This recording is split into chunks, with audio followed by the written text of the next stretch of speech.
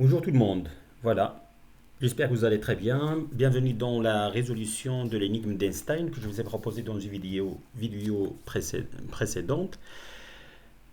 Maintenant, on va passer à la résolution. Donc, l'énoncé étant dans la première fiche qui s'affiche sur l'écran.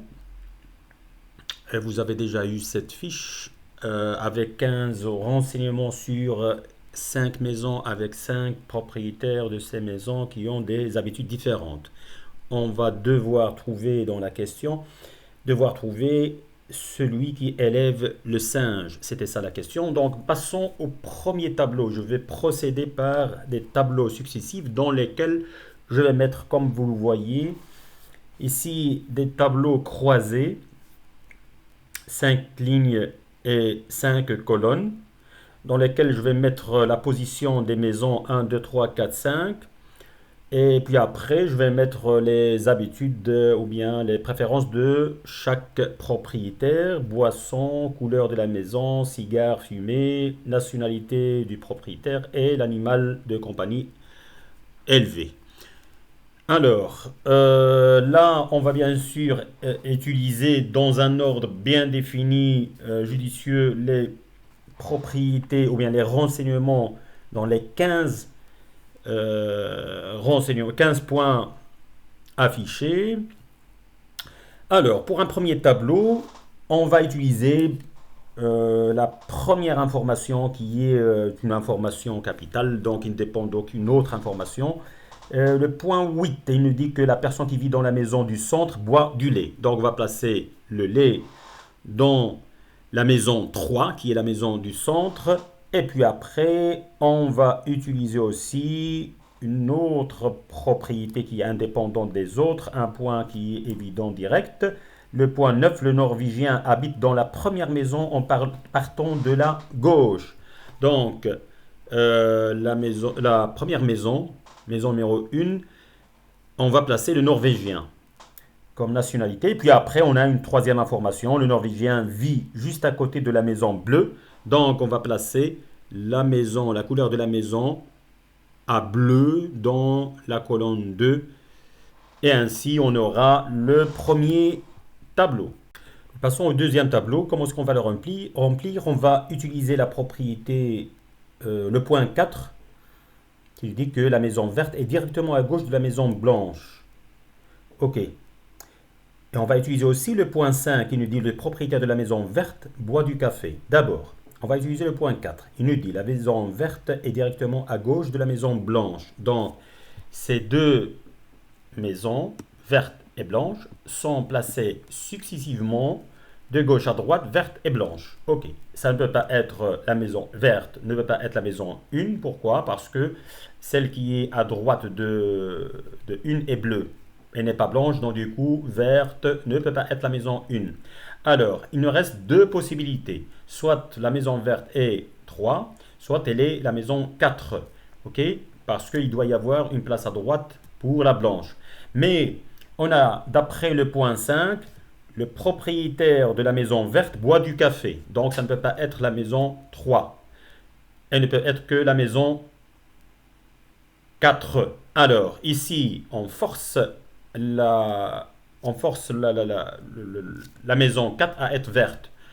Et alors 5 à être blanche. On n'a qu'un seul choix. On est obligé. Donc on met verte et blanche. Et ainsi, on obtient le tableau 2.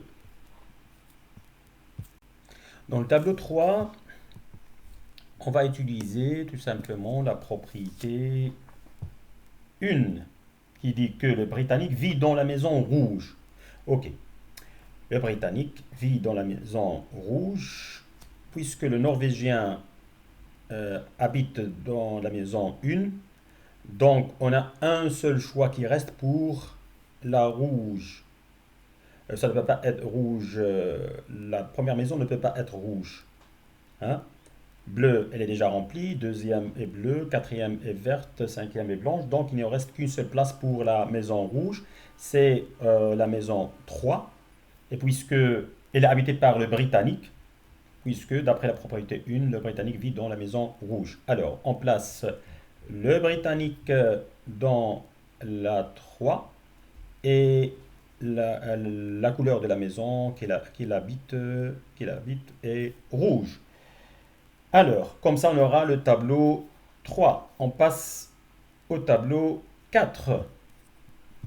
Et avant de passer au tableau 4, moi je remarque qu'il y a une information qui est imminente ici directement, puisque maintenant je peux, par élimination des cas, donner la seule couleur qui reste à la seule maison qui reste, qui est la première maison. Donc la première maison est jaune, habitée par le Norvégien.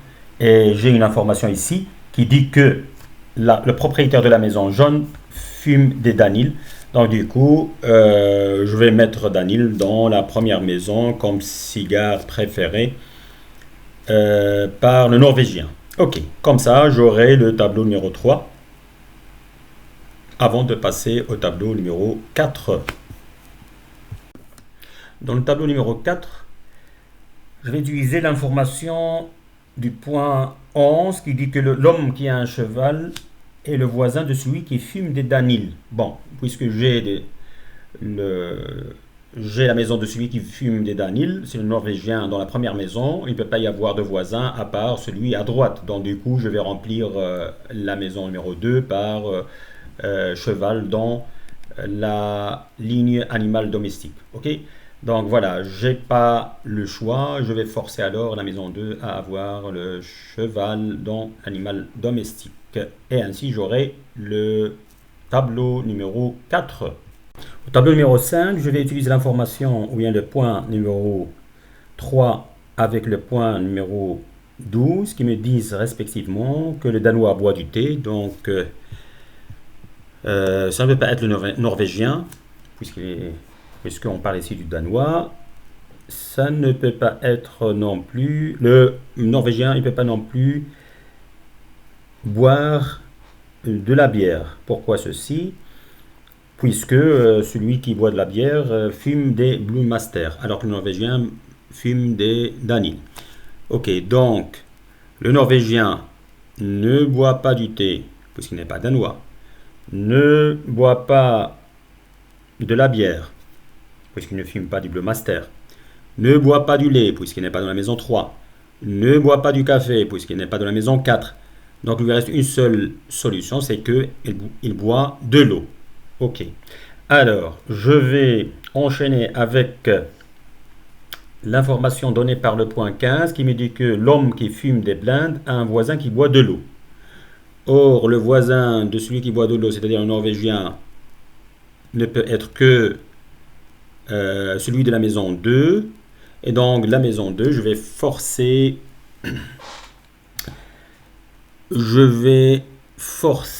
la maison 2 à prendre blind dans le cigare préféré. Et ainsi, j'aurai le tableau numéro 6. Arrivons au tableau numéro 7, c'est simple, je vais utiliser directement l'information donnée par le point 12 qui me dit que celui qui fume des Blue Master boit de la bière. On a maintenant deux possibilités, soit dans la maison Blue Master et bière, soit la maison 2, soit la maison 5. Mais la maison 2, c'est pas possible puisque c'est le blind qui est le cigare préféré. Alors ici, on parle de Blue Master. Donc il ne reste plus qu'une seule possibilité, c'est la case ou bien la maison numéro 5. Donc dans la maison numéro 5, je vais avoir le cigare préféré qui est le Blue Master et la boisson préférée qui est la bière. Ok, donc là, je vais remplir le tableau 7 ainsi. Je passe au tableau numéro 8. Au tableau numéro 8, je vais utiliser directement la propriété du point 3 qui me dit que les Danois boivent du thé. Bon, donc, Danois-thé, ce couple n'a qu'une seule possibilité, c'est le tableau numéro 2, puisque c'est le seul tableau où il reste une boisson à boire. C'est le thé, donc ça correspond au Danois. Alors je remplis le tableau numéro 8 ainsi. Au tableau numéro 9, je vais utiliser directement le point 13 qui me dit que l'Allemand fume des princes. Le couple allemand-prince ne peut être pris que par la maison 4. C'est la seule possibilité qui me reste pour ce couple-là. Alors je remplis le tableau 9 ainsi et je passe au tableau numéro 10. Au tableau numéro 10, qu'est-ce que j'ai? Je vais utiliser l'information donnée par le deuxième point qui me dit que le Suédois a des chiens. Donc le couple chien suédois ne peut être pris que par la maison numéro 5. Et ainsi j'aurai terminé mon tableau numéro 5. On y est presque. Il ne reste plus que quelques informations. On aura terminé. Dans le tableau numéro 11, je vais utiliser maintenant le point 6 qui me dit que la personne qui fume des palmales élève des oiseaux. Une seule chance pour le cigare, c'est la maison 3. Donc dans la maison 3, je vais mettre palmale. Et bien évidemment, je vais mettre après dans le tableau qui va s'afficher 12 les oiseaux. Dans le tableau numéro 13, bien évidemment, je vais utiliser la seule information, je crois qu'elle n'a pas encore utilisée jusqu'à maintenant, on ne l'a pas exploité jusqu'à maintenant, numéro 10, qui me dit que l'homme qui fume des blindes vit à côté de celui qui a des chats. Celui qui fume des blindes, c'est le Danois, à côté de celui qui a des chats. Ok, ça ne peut pas être la maison 3, mais ça ne peut être que la maison 1. Alors c'est le Norvégien qui élève des chats. Ok, voilà, comme ça j'aurai le tableau numéro 13. Il y a une seule case qui est vide, qui est libre, c'est la case numéro 4. C'est la case animal domestique de la maison numéro 4.